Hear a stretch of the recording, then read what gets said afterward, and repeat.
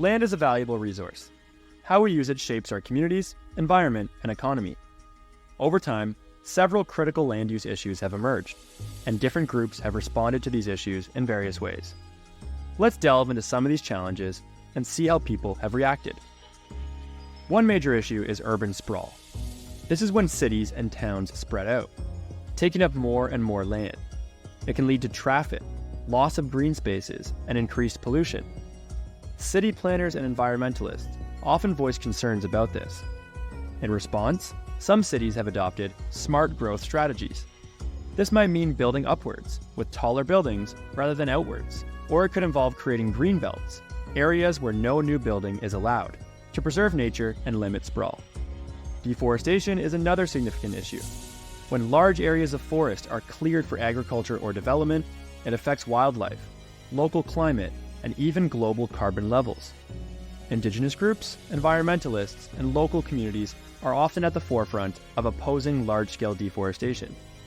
Their responses include reforestation projects, advocating for sustainable logging practices, or even setting up protected areas or reserves where no logging is allowed.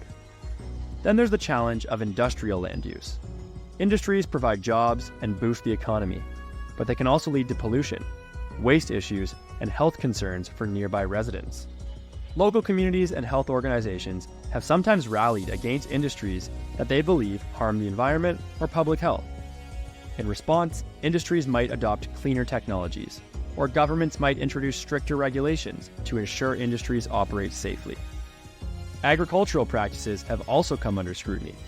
Modern farming can lead to soil degradation, water pollution from runoffs, and loss of biodiversity.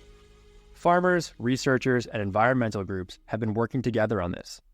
They've looked at practices like crop rotation, organic farming, and permaculture as ways to farm sustainably while taking care of the land.